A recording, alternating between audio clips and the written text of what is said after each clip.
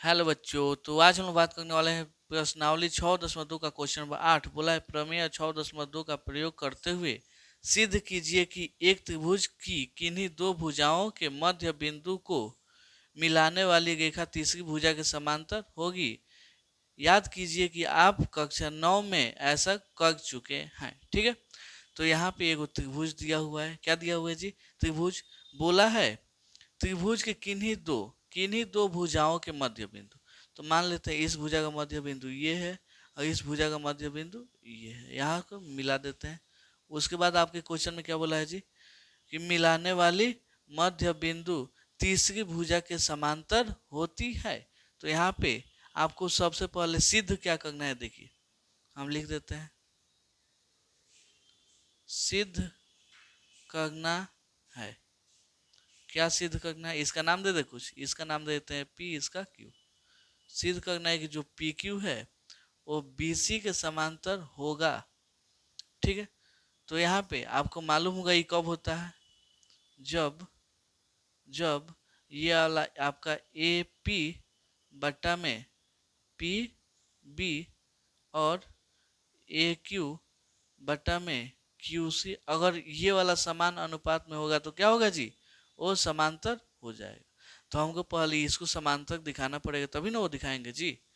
तो चलिए हम आते हैं यहाँ पे, हम यहाँ पे आते हैं, सिद्ध करते हैं। क्या करते हैं जी? सिद्ध। आपको पहले मालूम होगा कि जो AP का मध्य बिंदु क्या है जी? P। क्या है? P। तो यहाँ पे लिखते हैं चूंकि चूंकि चूंकि बिंदु बिंदु P AB का मध्य बिंदु है। क्या है जी? बिंदु P AB का मध्य बिंदु है। कोई दिक्कत? मध्य बिंदु है ये वाला, मान लीजिए मध्य बिंदु है तो ये वाला इसके बराबर होगा ना। तो यहाँ पे क्या हो जाएगा? इसलिए इसलिए AP इक्वल टू PB होगा कि नहीं? हो जाएगा, कोई दिक्कत नहीं है। अगर हम इसमें एक से गुणा कर दे तो आपको कोई प्रॉब्लम है? PB में फिर एक से गुणा होगा तो उतना ही हो जाएगा और यहीं से हमारा क्या हो जाएगा जी? काम हो जाएगा। देखिए PAP, ये PB किस में गुणा में इधर आ गया तो भाग में हो जाएगा PB इक्वल टू 1। इसको ले लेते हैं समीकरण 1। कोई दिक्कत?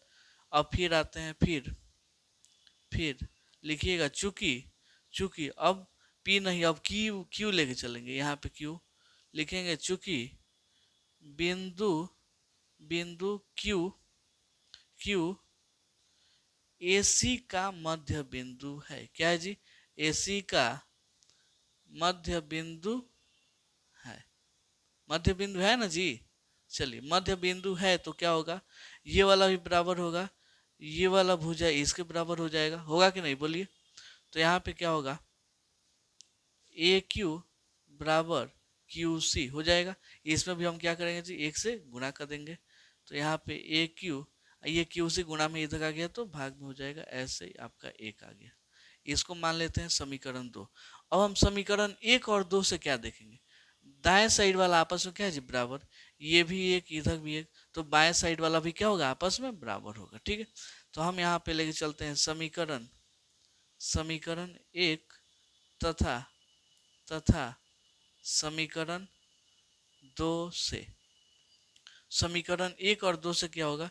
ये वाला इसके बराबर होगा कि नहीं बोलिए? हो जाएगा। तो या आपका यहाँ पे AP बटा में PB और AQ बटा में QC होगा कि नहीं बोलिए? अगर ये दोनों बराबर है, यहाँ पे देखिए ध्यान से, AP बटा में PB और AQ बटा में QC हो तो इतना हम लिख सकते हैं। इसलिए कितना हो जाएगा? जो PQ समांतर हो जाएगा BC के। कहाँ से? थेल्स प्रमेय के विलोम से। कहाँ से जी? थेल्स प्रमेय के विलोम से। ठीक है, तो यही हो गया आपका प्रूव्ड। तो उम्मीद करता हूँ आपको ये क्वेश्चन बहुत अच्छे से समझ में आया होगा। चलिए मिलते हैं अगले वीडियो में अगले क्वेश्चन के लिए। तब तक के लिए धन्यवाद।